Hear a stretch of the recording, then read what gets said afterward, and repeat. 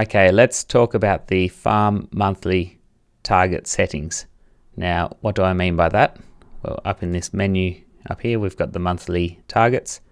Now that will open to this page where we can see the pre-grazing and post-grazing cover, average cover, the pasture growth rate, and the grazing rotation length.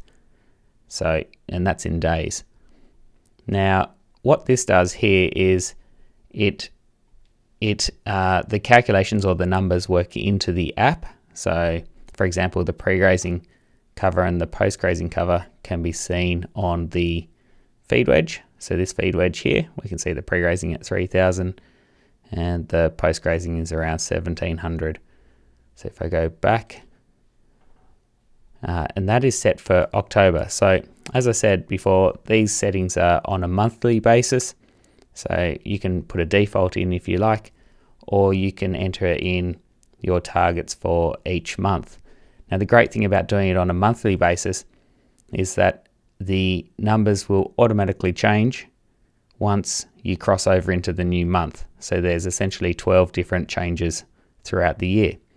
Now that means it is automated and you can set and forget largely, unless you need to go in there and look at the numbers and make sure that they work to your stocking rates and feed supply and things like that. Okay, so if we change, so over here under growth rate and rotation length, these are calculated based off the other one and the pre-grazing and post-grazing cover. So if I remove this 50, we can see that there's nothing there to calculate.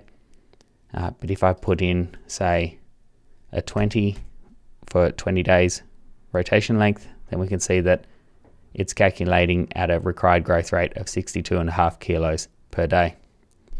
And conversely, if I get rid of the 20 and put in 50 kilos a day of a growth rate, we can see the rotation length automatically calculates out to 25 days. So the important thing here is that, or what we can also do is we can override that again and say, no, I want a growth rate of 50 kilos a day and a rotation length of 20. Now, the important thing to realize about putting a number in both fields is that it goes against, it's counterintuitive against the formula itself and how the formula works. So if you do that, just remember, do that very wisely. And so normally people choose, okay, what's their target rotation length? And then it will calculate out the required growth rate. And then you can work out whether or not your target rotation length is acceptable based on the growth rate and vice versa.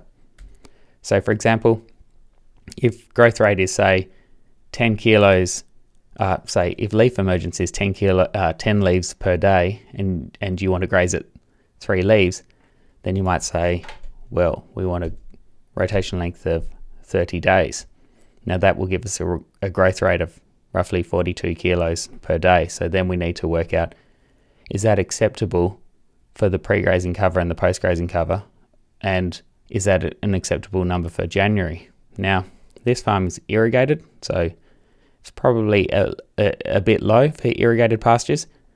So what we could do is we could come along here and say, okay, well, we can afford to push the pre-grazing pasture cover up or the post-grazing pasture cover down, and that way the growth rate required will increase.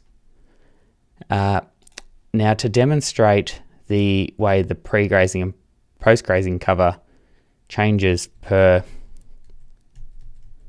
I'll just set these back, for the month, let's go and look at the feed wedge. Now, as I showed before, it was on 3,000 and we can see it on 1,700 here, the target pre and post grazing line. So if we come across here to the monthly targets again for October, that's the month we're in. Now we can drop that to 2,800 and that one to 1,500, and we click Save All. Now when we look at the feed wedge, the target pre and post grazing cover line or target cover line on the feed wedge has now dropped. Now we can see that the target cover line's hitting down around the 1500, around where that paddock was grazed down to. So if we wanted to leave it at 1500 and say no, for October we're looking at a pre-grazing cover of 3500 or something fictitious like that, we come across the monthly targets. We can push this out to 3500. While I'm doing that, you can see that this is also changing. So if I look at what it was previously at 2800, it was saying at a growth rate of 65, the rotation length was required was 20 days. So if I change that to 3500, it's now closer to 31 days. So click Save All. Come across here. And now you can see that the pre-grazing cover line is sitting at 3500 and this is at 1500. So if we rolled over into the next month, which is only a week away, then those cover lines would update to these numbers here. So if you haven't filled out these or one of these rows yet based on your numbers, then it's advisable to fill out the numbers, because these numbers also help flow into the pasture models.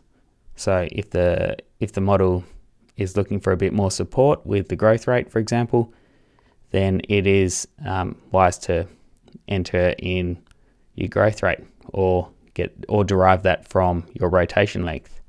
So if you're not grazing in the middle of winter because it's too cold, you might use fodder crops or something like that, like turnips or whatnot. It's still advisable to set a growth rate for the middle of winter. So you might get a growth rate of 5 kilos a day. It doesn't matter that rotation length is 300.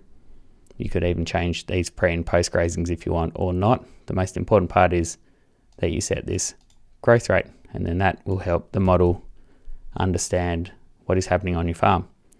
So that's an in-depth look at the monthly or the farm monthly target settings and why it helps to make sure that you're happy with the numbers with the pre-grazing, the post-grazing, growth rates and rotation lengths, because it'll help you automate your grazing decisions.